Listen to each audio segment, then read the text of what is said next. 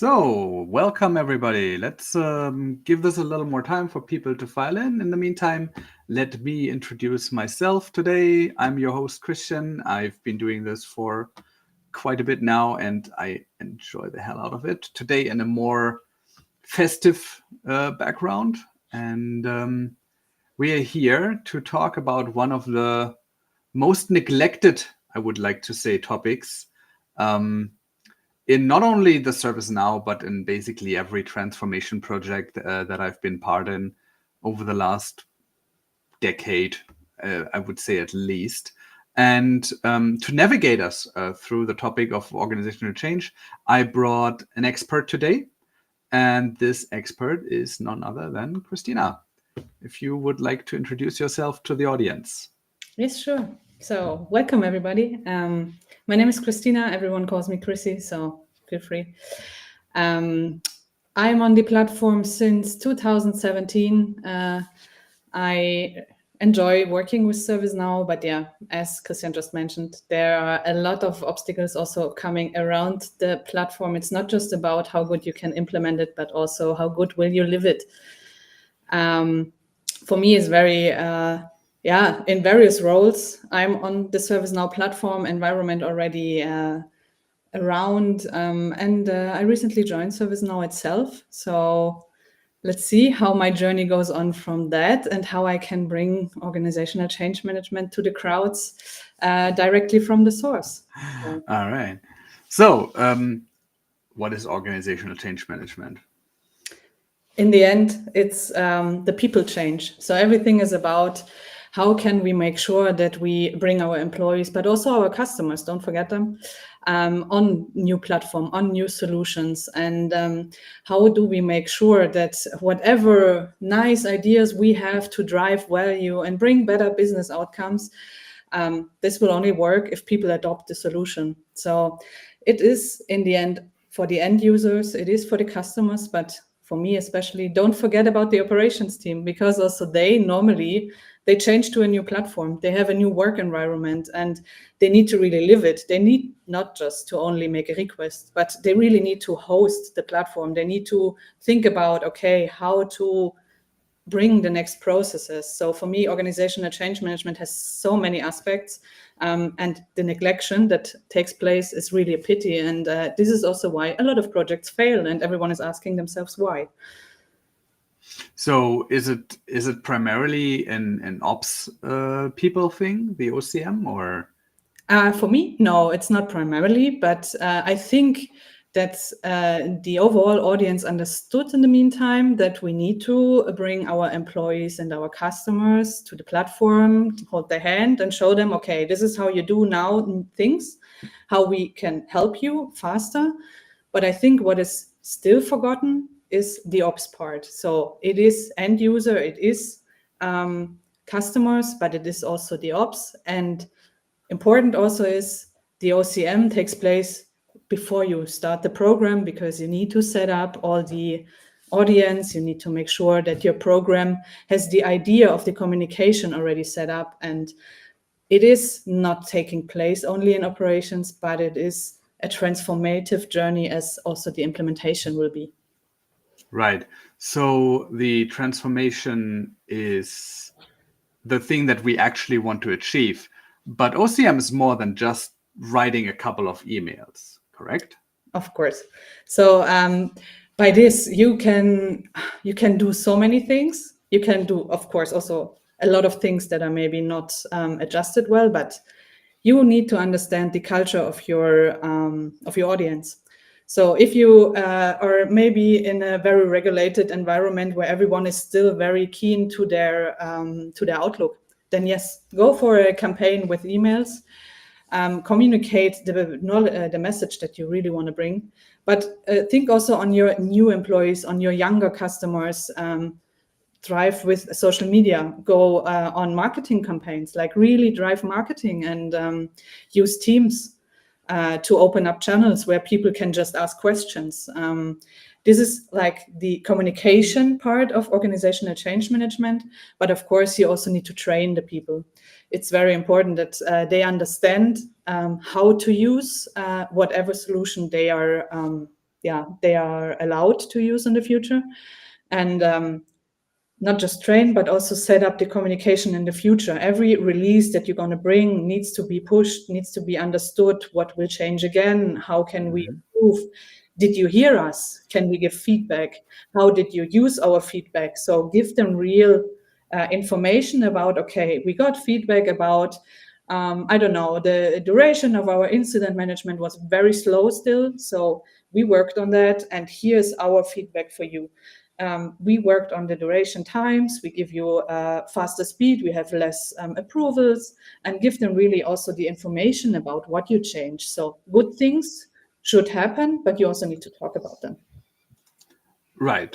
Talking about the good things is always, from my perspective, a key not only for making sure that the organizational change itself is successful, because if people don't know that things are going to change, I have the feeling that they do not appreciate that there's a change coming, and they don't feel like you're taking them on the journey. Have you ever seen this done right? I mean, obviously we will probably bring a lot of examples today. And you guys in chat, just drop all your horror stories. I will probably bring that up during the stream here. But did you ever see this done right in a company? Honestly, I think right is always the perspective where you look at it. But I saw something that I personally felt was really good. I saw it. I was on this program for the last 2 years, and they did an amazing job. They, from the beginning on, they had an own stream for marketing, what in the end was the organizational change management stream, and communication was really like bundled, sent out from this stream. So if ever we wanted to say, okay, we are ready for a release on 6th of May, they took over communication and said, we will have a spring release. So they also made it easier for us, because we are very technical and bound to numbers. And what was our mistake, of course, thinking of, okay, we need to give a fixed date. And then the marketing and communication said, no, let's not stress about it, because maybe something is coming up. Let's make it a spring release. And then in March, April, we can decide what is the date of our go live, when will we have a party. So this kind of things. They had a testimonial that was great. They had a little robota that was really sweet and cute, and there was also the figure in their virtual agent. So they had this testimonial, and that was on every communication. It was on every poster.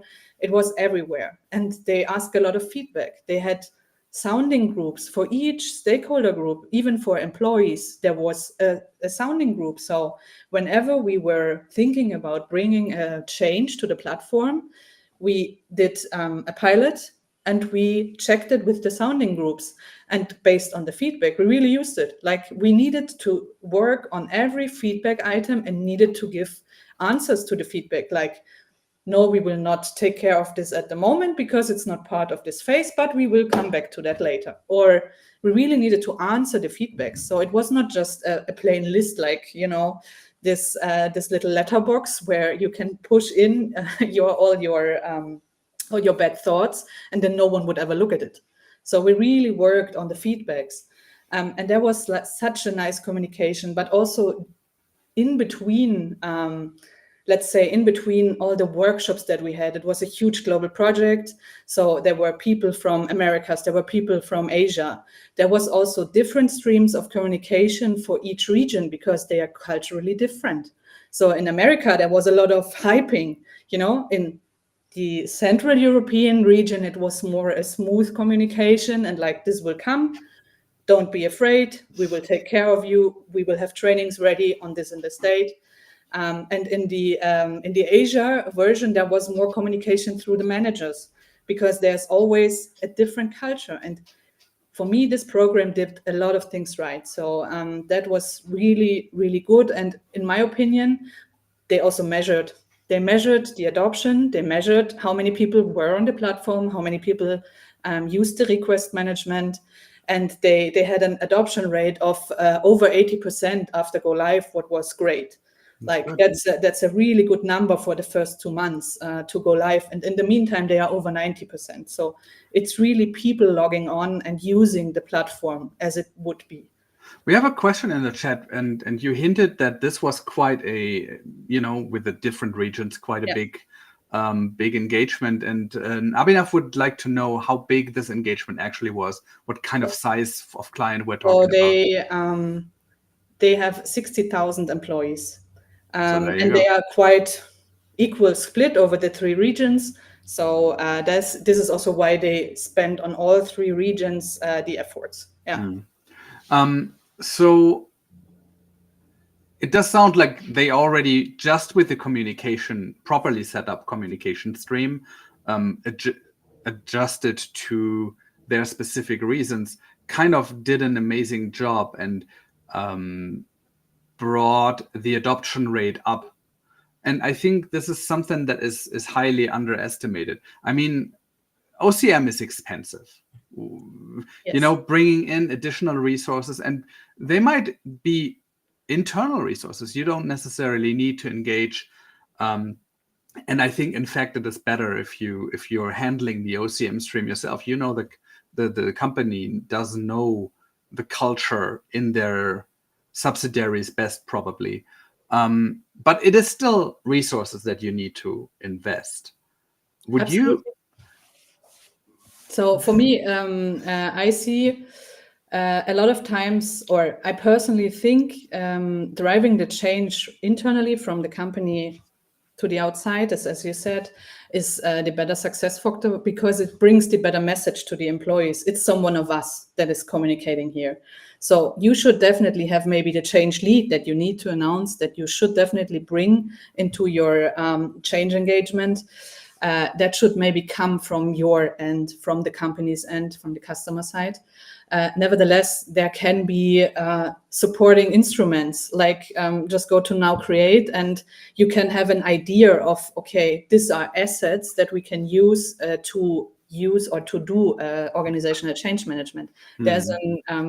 There's like a program plan. There are ideas on how to enable champions. It's not a solid solution that you can just take it and put it to the customer, but it gives you ideas as a change lead to understand, okay, this is my job. And maybe you don't need to come necessarily from the platform or from marketing to do the change lead. I think dedication and understanding cultural backgrounds is something that would help, definitely. And to have a good sponsorship connection. As you said, it's an expensive business, and to make presence out of the blue, let's say, maybe giving everyone a little nice stuffy, or giving stickers out, or giving mugs out. It's money, but this is organizational change management because it's marketing. It's project marketing. It's well spent money. Exactly. It's Zina. It's the Champions program from ServiceNow, and I think it's very much underrated that this information is on Now Create, and a lot of people don't actually know that. I have seen so many ServiceNow projects in the past where all of the involved people basically neglected the OCM stream. For me, it's also something like, I mean, we all need to understand, we all were or are still with partners. In the end, it's what the sales sold. And if we, even in the implementation part, have the idea, of course, this should be part of the project, if it was not sold, it's something that on top might need to come, and we need to convince. I think we just lost Chrissy. That's not good. So in the meantime, there she is. You're having some connection issues there, Chrissy?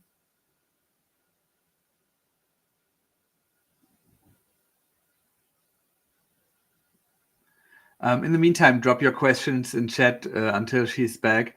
One of the things that I have seen in the past really go wrong is people ignoring the pure necessity of OCM in general. It's when people do not understand that this is something that they need. And there she comes, hopefully again. Let me let her in. Hello. Sorry, Italy is a bit out of internet at the moment. Oh, you're in Italy. All right. Yes, yes. All right. There's a question in chat. How did you manage this across the 60K employees that we're talking about? How did you engage with Okay. the customer company to make sure that they are aware? Did they do that themselves, or did you advise them? No, so they had an internal marketing stream. They have a quite huge marketing department itself because they have a lot of change. They're a technology company, so they had a lot of change already ongoing. And ServiceNow was just one part of it. And they put another stream member into the ServiceNow project. And they had established channels. They have a huge SharePoint where they have pinned messages. They have a massive mail campaign where they always update, and it's like an ongoing thing. Like I needed to work in their environment, and I also got all of these updates. So there was like a daily newsletter, and it was something that that I still read because it was just in really small bullet points. Just wrapped up what is new for the environment, what is new in the company. And of course, based on distribution list, you could also say, okay, this part of the company gets this information and this part of the company gets it maybe written in a little bit different words. That's very important. They did a lot of, they have a lot of digital screens because they had like the plants, yeah, where the blue collar workers are, and they put this news also on the screen so that everyone could see it. It was in cafeterias. They also had the big screens, and there were these news announcements. So everywhere I was there on when I was on site at their they call it campus. When I was there on site, I saw everywhere the screens, and then this was like then the big news. It was coming, the release of ServiceNow. You really saw it flashy, and it was nice colors, of course, company branded, but it was really nice. And you saw it popping up everywhere. It was a little bit like, okay, there's sale. Yeah, so you got always flashed with it. So I think no one could say he didn't see it. And you were also had hands up, all hands calls about it. So there was also a leadership guided conversation about it. And I think what I might need to say with it, it was the HR system that was replaced. So everyone was affected. It was not just a minor group. It was everyone was affected. It was about my payroll. Where do I do my my vacation? Where do I do all of my performance agreements and stuff like this? So also the blue collar workers were affected by that. And yeah, so communication was really done with a lot of visual support. That is an interesting part that you're touching here, because if you're replacing, HR is a special crew, right? I mean, these guys are not technicians, and bringing them along on a journey like this is not only about the tool itself. I mean, at the end of the day, sure, we as ServiceNow people, we're bringing in a new platform, or at least a new application on the platform. But what I think is often forgotten, and that is part of this change, it's not only about the flashy new screen or the new logo being somewhere in the upper left or right corner. We're transforming how people work. Yes. And I think, especially when you're talking about people like HR, changing the way they work can be quite challenging. So what I think what was really extremely helpful was they really used the full platform. So they enabled, especially for the ESC, for the Employee Center, the guided tours, and they really had dedicated for the bigger journeys. Like, I don't know, if you needed to fill in more than like 5 fields on a screen, they had guided tours for it, and they really deeply worked on knowledge management. So to also train the employee to understand, okay, this is how you fill in the form. And here you have maybe some additional links where you can step out and get more information, like on knowledge and so on. So they really had guided tours for a lot of things, very specific, and they put a lot of money also on this training, tool for the employees. So that was also very helpful. And we had a lot of training sessions also for the HR specialists itself, because not everyone was an agent, but it was an HR specialist. So they worked with the employees, but they were not itself in the agent workspace, but on payroll, for example. There's a lot of constellations, but they got a lot of training to understand, okay, there I find the information, there I need to click on whatever I need to find out. And that was really helpful as well. So they really used the full potential of ServiceNow also on guided tours.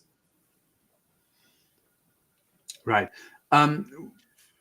When you change how people work, and I use that word change deliberately, not only because it's change management, it is also to indicate that you're taking care of an element here that doesn't like change. And it's the people, right? Yes. People do not appreciate change. And it is a very hard thing to adopt a change mindset in general. So you cannot expect that from people. Are you still with us? You're frozen. I will get to your questions that we see here in chat once Chrissy is back. Oh, there she is. It is about the resistance to change that people are asking about. And I think it's an important part. Whenever you try to change how people work, they will resist. Yes. And one of the core questions that just came up here is, how do you handle that? It's from Abhinav and also from Zina.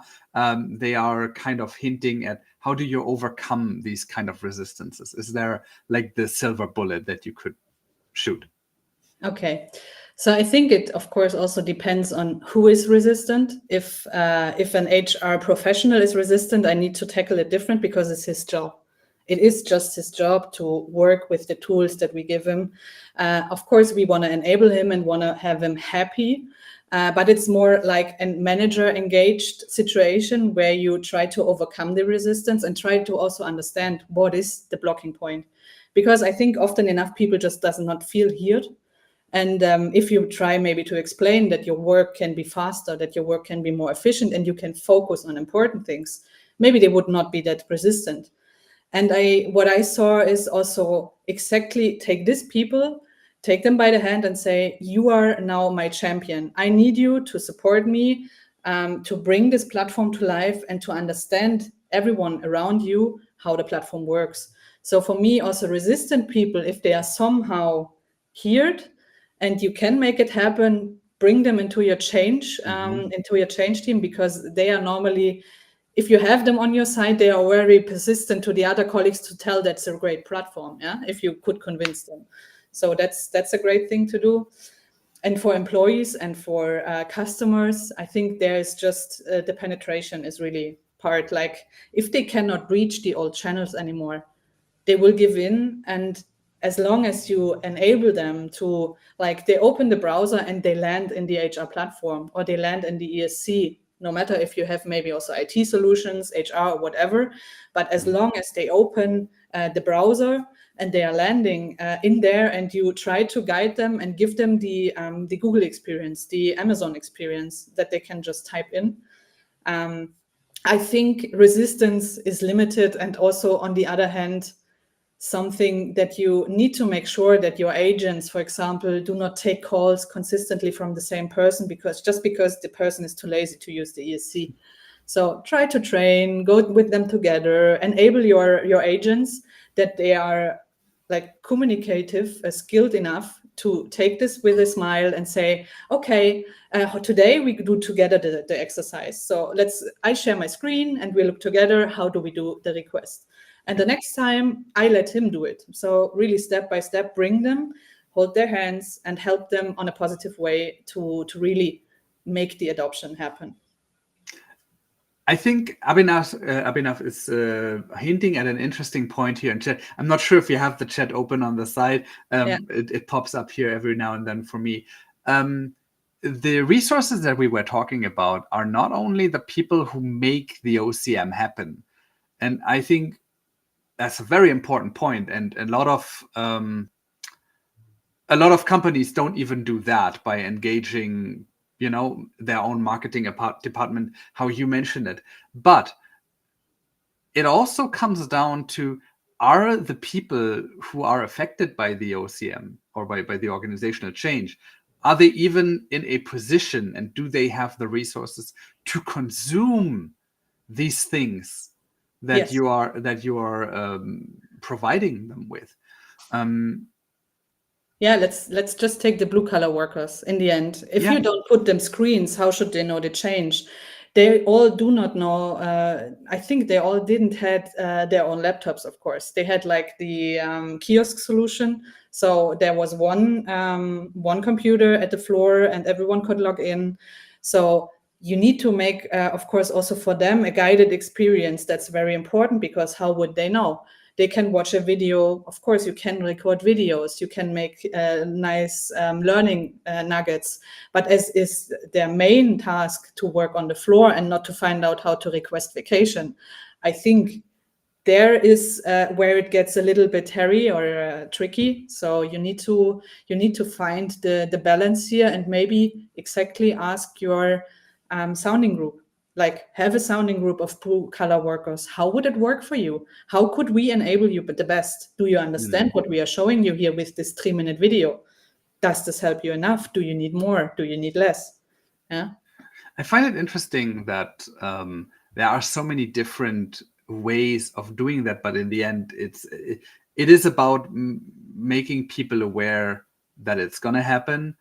And I think one of the key factors that you should aim for, and I need you to tell me, is take away the fear. Yes. Yeah, it's nothing that you need to be afraid of. I mean, technology comes if we want or not, and everyone has a smartphone in the pocket. Even my grandma had a smartphone. Come on. So I enabled her. I told her how to use it, and then she was the WhatsApp queen. You know how many pictures I got from her?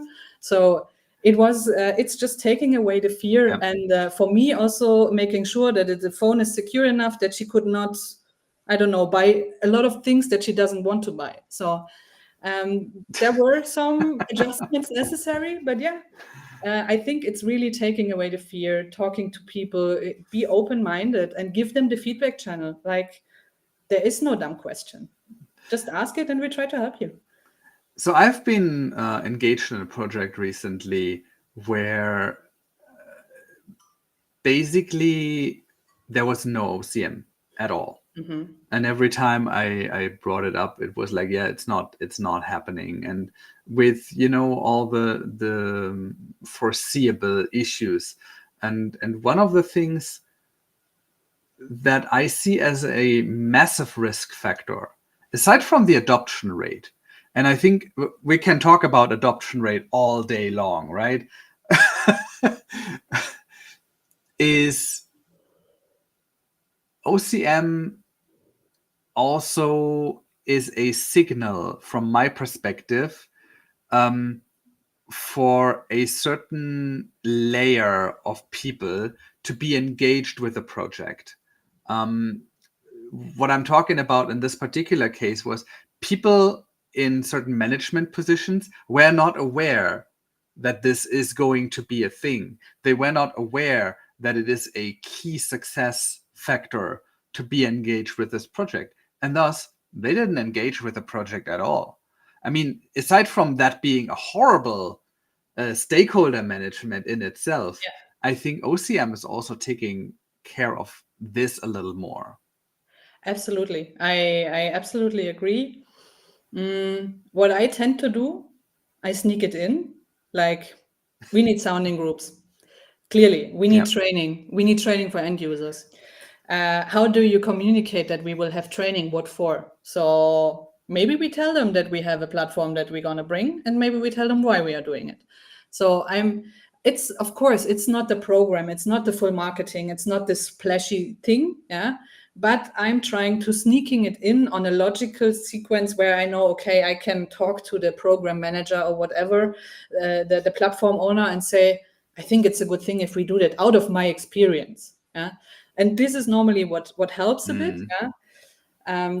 That is absolutely helpful. And I'm thinking, if you don't do it, I tend also to put it on the risk list, even though if I'm then not that much liked anymore, but there will be always a risk. I think that's an important part. Putting the neglect of OCM on the risk list. I haven't seen that done a lot. And you didn't With work with me in a project. I didn't. Unfortunately, we never got to do that. Yeah, that's true. Even though we were in the same company. Yes, Zina, you're right. Turning fear into excitement. That is exactly. It's make the people who are kind of a problem part of the solution. It's always not always the same thing, but it is an important start. We will get in the second part. We will get to a more theoretical thing, and I want to know Chrissy's take on that.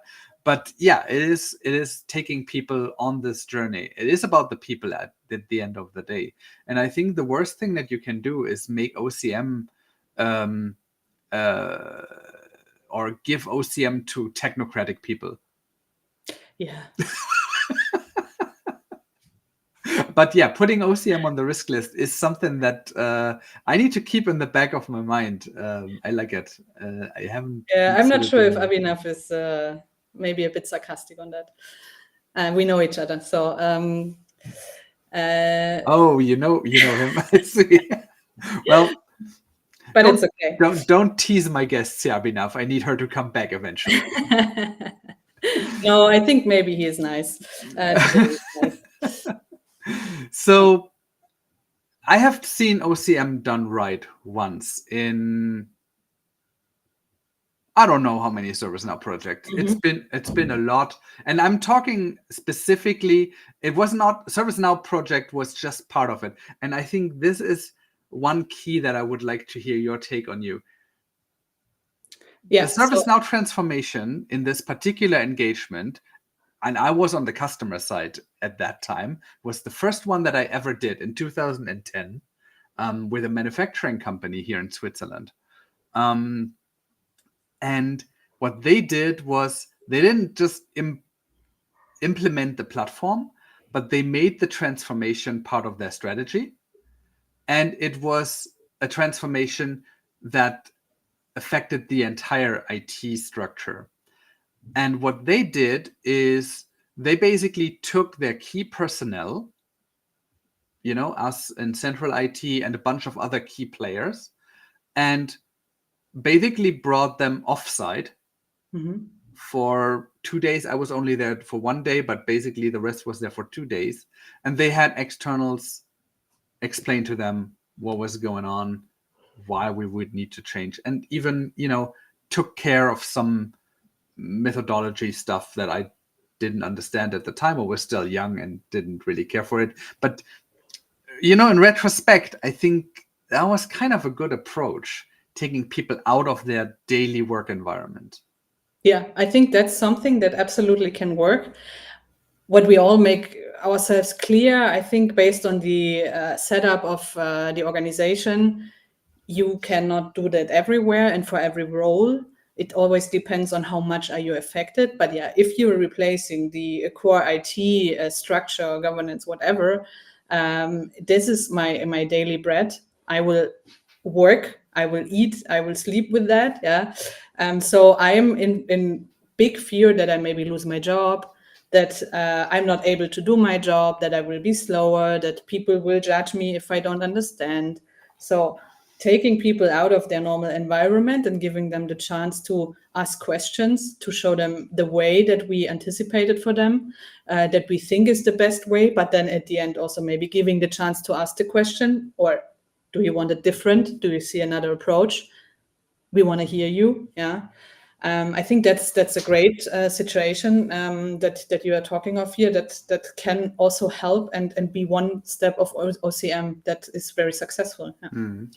I think you sent me a couple of notes before this podcast, and I think one of the things that gets forgotten here, and what this is hinting to, is communicate the why and how. Maybe you can elaborate on how to do that and what's key when you do this kind of communication.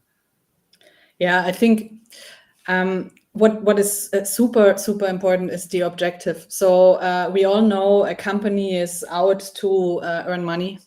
That's the reason. We all earn money just because we are making someone who is sitting more higher money.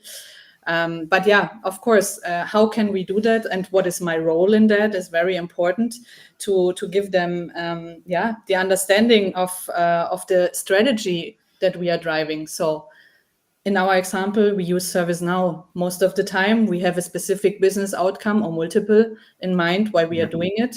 Let's take still our IT example, because it's like the base, everyone understands the best. We have incident management, and we want to make sure that people are enabled as fast as possible to work again if they have an issue.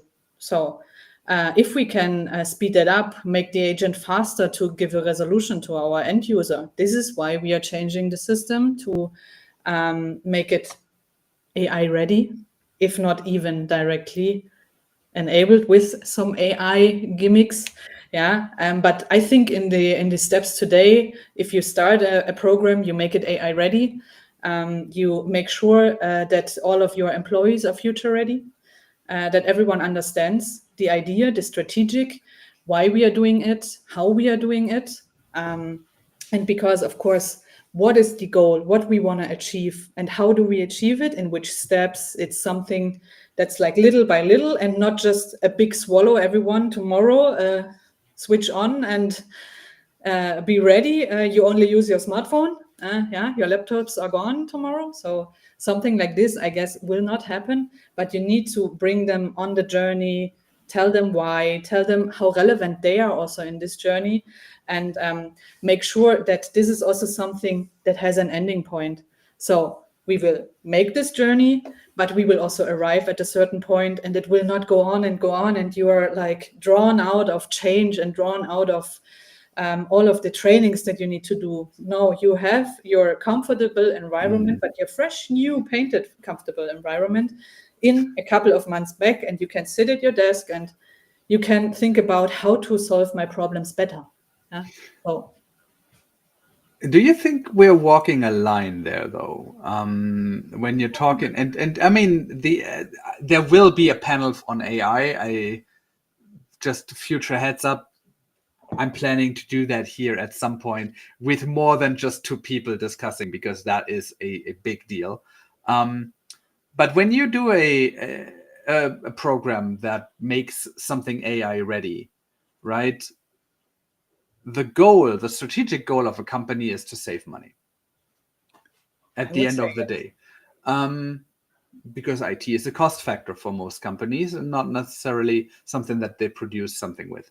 Now, when you communicate that clearly, do you think you're losing people on the way? Because, oh shit, they're saving money. That's my job on the line here. But Why that's would I? exactly the point, that the things that you don't say, that people interpret into it. Yeah. So you say, okay, we are getting AI ready so that we can solve problems faster, so that you can focus on more important things of your daily life, of your daily work. And that's the important one. Yeah. And when I think back at this particular, and I'm not sure if Simone is here. I actually explicitly invited my good colleague from back in the day, Simone, who did that in this particular project. That was one of the things that she kept communicating in collaboration with the IT leadership. We want you to spend less time on operations so you can focus on projects and make us sustainably better.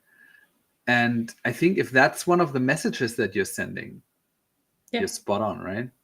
I think so as well. I think so, that this is the communication that you need to drive. And I think for an end user, the communication maybe should be, you should not take 15 steps to get your vacation planned. You should have a 2-minute experience so that you can focus on your base work that you are hired for. Right. So That's for me important, and of course for someone in IT or maybe someone using the application, whichever you bring on the platform, should not focus on working on all the clicks and links and things that they need to do in the tool. No, they should focus on what kind of information they bring in, where can they get help, how can they build synergies, uh, and That's the word. yes, and then that's the way how it should go, and then focus on really important things like organizational change management. Yeah, exactly. I just want to apologize. I don't know how much the microphone is picking up. I have a world-ending storm just rolling through here. So if should I go? I hear it a little That's bit, the but reason. not That's much. the reason It's why. okay. So, is there a thing as too much OCM? I would say it's always better to have too much than nothing. But yes, of course, there can be also too much information because we are going live and I'm bored already because I see all of the time this testimonial and think myself, God, go away. Yeah, I don't want to click there. I don't want to have the help. Or I over engineer the training. Again, bring fear to the crowd because everyone thinks, okay, there are 50 hours of training to get to this platform. I don't even want to start the training because I'm afraid that I will not manage that 50 hours. Yeah, so these kind of things drive a good communication. Make it sense. I mean, everyone has a gut feeling. Come on, and if you are not sure, ask a second person for an opinion. I think that's something that we can solve. Yeah, that's one of the things. I was more thinking about the methodology to get there, and I will let you know why I'm bringing this up. Okay. And we haven't talked about this before, so this is a little bit of a surprise. I was in a project, and I think it was well thought out, but at the end, ugh. When you bring together agile methodology and OCM, there was the belief in this particular project that you could or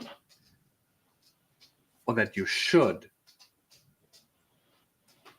kind of guide every single sprint, every release that you would do, every iteration, and the OCM should go hand in hand. What would they do? Basically, the idea was to take all the changes that are part of an iteration Yeah. and make sure that the OCM stream is picking that up, the incoming change, and do their OCM things around that. And I found that a bit much, to be honest. Yeah, so I would say not every iteration is a key milestone. And for me, communication should be on point and maybe with key milestones. There should be, in my opinion, also something like building up an expectation, building up a communication. So start with maybe some information on a bi-weekly base, something that you maybe have already in place, like the newsletter that I mentioned before. Every second week, you just pop up, hey, we are working on that. We are doing the following changes. This will come to you soon. Yeah, and then before go live, you take up pace. You maybe change to a weekly, and then on the go live week, maybe on a daily base. Yeah, but putting it on the like, let's say on a 14-day sprint cycle, that is typically an agile approach. I think that's that there we are talking about too much and too way too detailed. What am I interested in if there's a new button? Exactly. It is not, it becomes insignificant. And people stop reading. Exactly. People stop consuming it. Yeah. And I think it's so important because we're talking about the people. How much can they actually, and this is also going back to what Abhinav said earlier in the comments, right? How much time was it, Abhinav? Actually, I would need to look up who said that. How much time do people actually have to consume the OCM tools that we are, if we provide them, how much time do they have? How much resources does the recipient of this thing have? to actually consume this. And yeah, that's something I found a bit much. So what's your OCM horror story? I would really be interested in hearing that. You have done Okay, a lot. so for me, it's more a personal, like, disappointment story. So I was at an energy provider. Let me lie, it was maybe 5 years ago, and we did ITSM, ITAM, and HRSD. And it was a cool company. I liked them a lot. I was often on site. It was times before COVID, so you traveled always to the customer, and yeah, it was really nice. I had a really good relationship with them, and I was super proud that we built up for this company that had a lot of blue collar workers this great HR solution. In my opinion, it was really cool. It was up to date, and they were working on paper sheets. They had a lot of forms that they needed to fill in for every whatever thing they wanted. They always needed to fill in a form, and just bringing them the solution to have a pre-filled form with their personal information was so much relief for the employees. Yeah, and then they just need to click a button. Yes, okay, they need to go to their break room. They need to open a laptop that they didn't do before. Before they just went to a shelf, got a paper, and filled it in per hand. So using that was okay, and there were enough young people that trained each other. So it was a working system. It was really cool. But my problem here, and this is where I say also ops need to be part of organizational change management, and in the end, governance. In the end, you need an operating model. Yeah, these are all parts for me that are somewhat a little bit pushed from organizational change management, because also this company and this part of the company needs to change. They have an organizational change, so they would need to provide more support to the HR solution.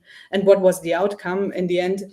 After 2 years, I was not with the customer anymore, because of course my travel goes on, and yeah.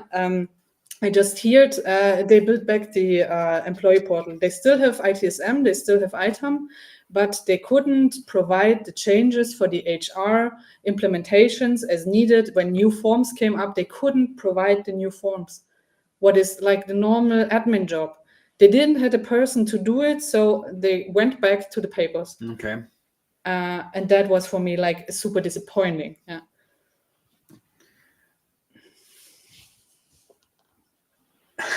Interesting question. And it's another question from Abhinav. Do you think OCM works better with in-person culture or working from home culture?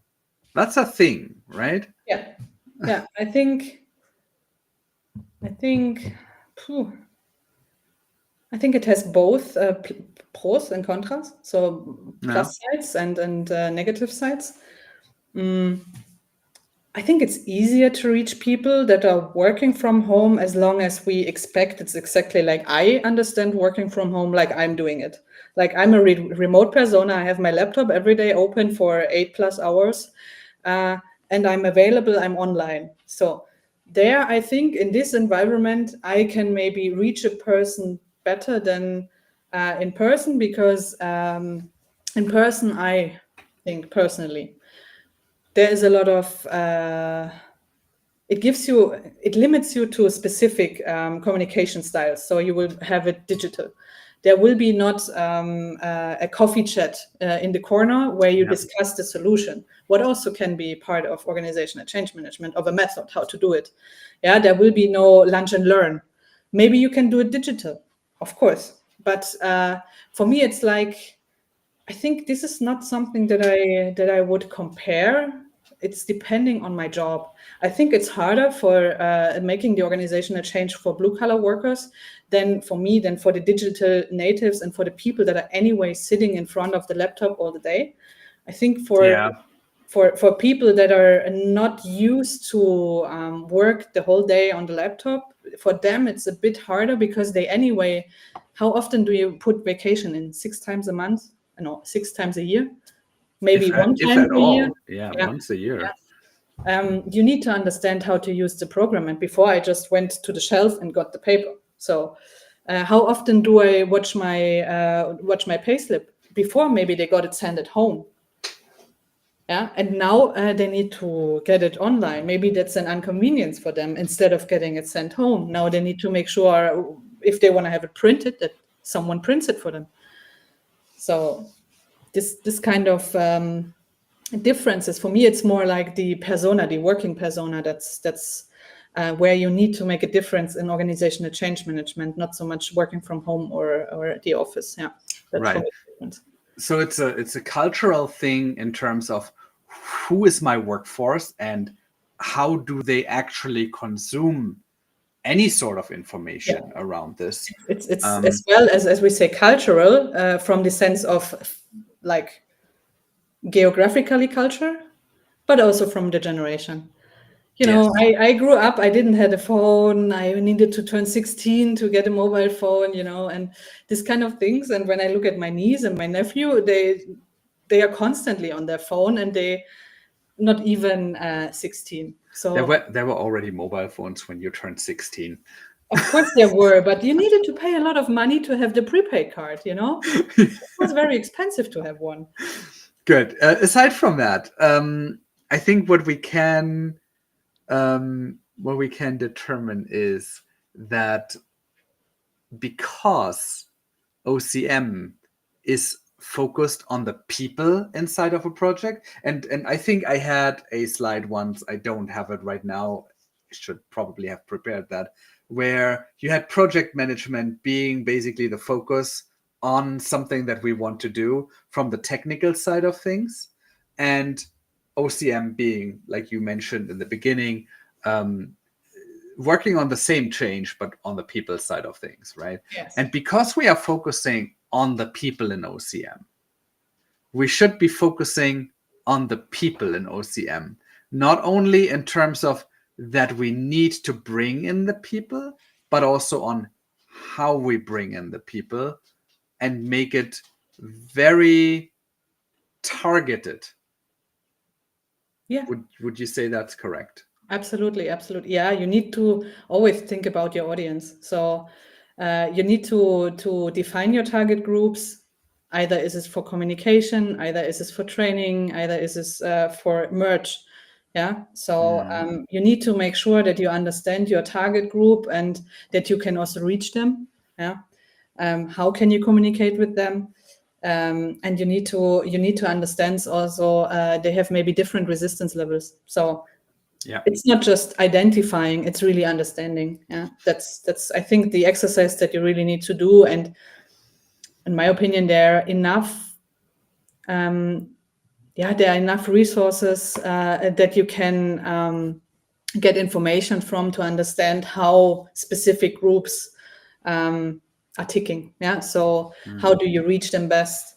What kind of communication do they prefer? And in the end, if it's just a survey that you do yourself to your employees, and then you get already like an idea of how they like to communicate, of how they are reachable. And if there's a target group that you could not even reach with the survey, you also have your answer. You cannot communicate with them digital.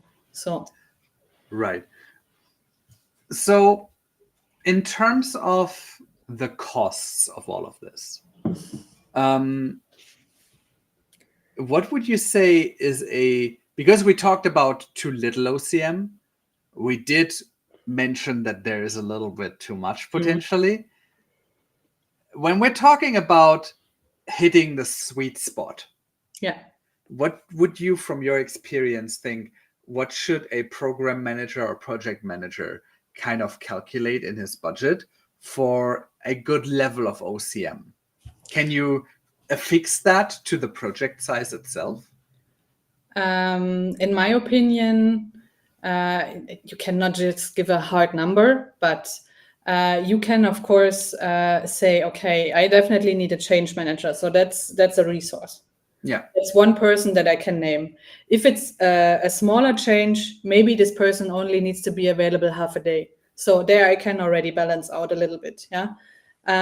If this is a bigger project, maybe this person needs 2 interns that help him set everything up. Maybe this person needs external support from a company, depending on like if you're global. how is your setup? Is it a very homogeneous? Everyone is working similarly. Everyone is working on a laptop. Everyone is in between the age 30 and 50, like the majority of people. So depending on this kind of parts of the organization, and then of course, are we global? Are we mainly in Americas? Are we mainly in Asia? Based on that, you can make some assumptions. You will not get a number out of me. I was hoping I would. No, so I would also not say don't bring in a number like, okay, it's 1/3 of your implementation costs. I don't think so, because you can spend a lot of money. Yeah. Just from a resource point of view, think about having a minimum one additional person who drives the change, but who is allowed to bring in sounding groups, that who is allowed to bring in maybe some marketing support from time to time, maybe who brings in someone who helps develop the training plan. Yeah. So you need one person that guides it out of the hand. But for me, and that's the first mistake, in my opinion. You shouldn't split it from the implementation. It is part of your implementation. Correct. It is one of your work streams. And if you ask me how much cost incident, I will also not give you a number. So. Well, we all know that's true. So you mentioned something that I found interesting here just in the last minute or so. You said that you should put aside a resource. That makes sense, right? And it's obviously a cost factor to bring in an additional person, even if it's just part-time. Yeah. Although I'm always worried when people do not calculate with full FTEs internally for their ServiceNow transformation. And it kind of makes me, I find it cringeworthy to say, we're doing this, we're buying a Ferrari, and now we don't have enough gas to drive down the road. It's kind of, this thing. Now, let's say we have a person. And you mentioned something that I found interesting. That person needs to be allowed to do something. Yeah, he needs to be enabled. Because I can be called change manager as much as I want. If I don't get a budget for marketing, or if I don't have someone who does the trainings that I'm thinking in the training plan that I think makes most sense, that I talked with the product owners about and discussed and said, okay, we need to engage this group with this kind of training. But then there is no one who will guide the training, who will lead the training, who maybe records the training, depending on which, no budget, no fun. So I mean, that's the budget side of things, and again, that goes back to the resources. I'm more on the project side of things. Usually I don't take care of the OCM part, right? Although I think it's one of the critical success factors of any transformation program. One of the issues that I found on the project side of things when I want to engage with people is I don't have a mandate to engage with these people. Okay. And I don't have a mandate to tell them, hey, you need to work with me here. Do you think that the OC manager should be receiving a specific mandate inside an organization to drive this change? Or is he just a communicator? No, for me, he has the mandate to especially also not just ask, for example, the incident stream, how do you see your training set up? What should be the content? I will make sure I decide on how we're going to deliver it, because I'm the expert in that. So to have also the power to decide, we are doing virtual trainings, we are doing training academies, we do recorded trainings. However, this is not the decision of the incident stream. This is the decision of the change manager. So for me, he needs this mandate to also be considered to be brought in this discussion. Also to maybe brought into the governance part when it comes to the portfolio decisions. So at least on an informative point of view, he is informed when we're going to bring which feature to the platform. So he has an idea of the stream, how it runs out. So bring also the organizational change manager into the portfolio board. So not maybe to have a real decision power, but to have a mandate to speak up and also to say, hey, we have planned the spring release, and now you're telling me you go live in February. How does this fit? I'm happy, but I need to know. Exactly. All right. So last call for questions, if there are some in the audience. My question to you, have you seen projects fail because of lack of OCM or programs even? I think no one would admit it failed. That's a whole different story, right? Yes. But I saw, of course, a lot of implementations where I thought if we would have driven an OCM here, there would be a way different outcome. There would be not an adoption rate of a mobile app that has all the catalog in it and no one is using the app. There's a 2% adoption rate of the mobile app because no one knows it's there.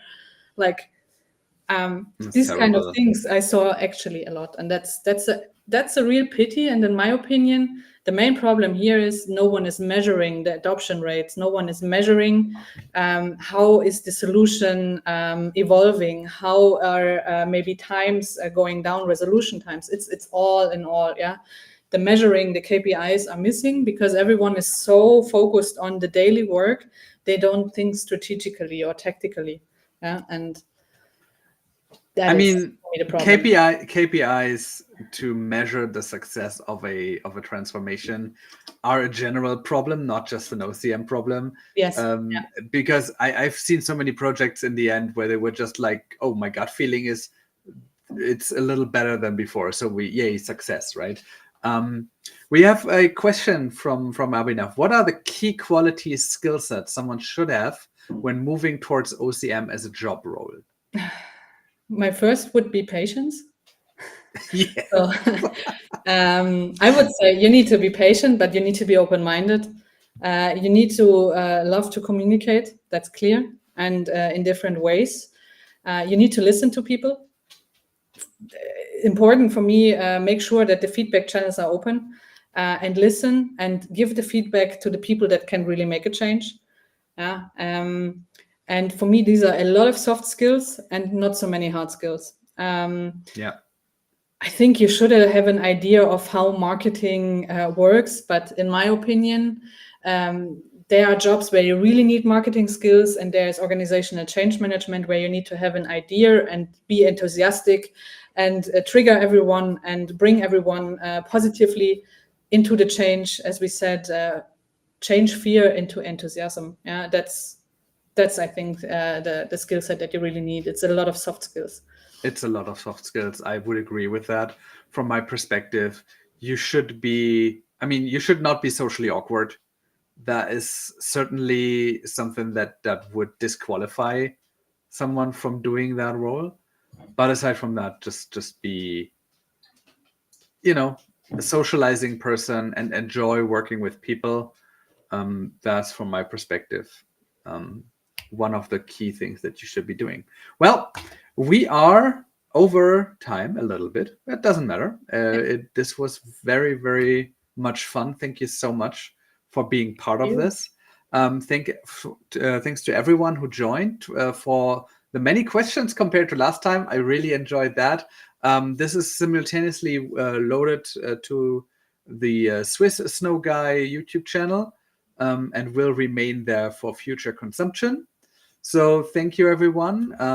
And if there is nothing else, then I would say happy holidays to everyone. See you next year. There will not be an episode next week because screw that. I'm out. I'm going to be on vacation. But there will be more episodes in January. So for all the CMAs who hopefully consume this, I'm calling you guys up to action. Chrissy, I might call upon you for additional sessions in the future. And so thank you for being here. Thank you for being a guest. Thank you. Thank you, everyone, for being here. And I see you for the next one. Until then, bye-bye.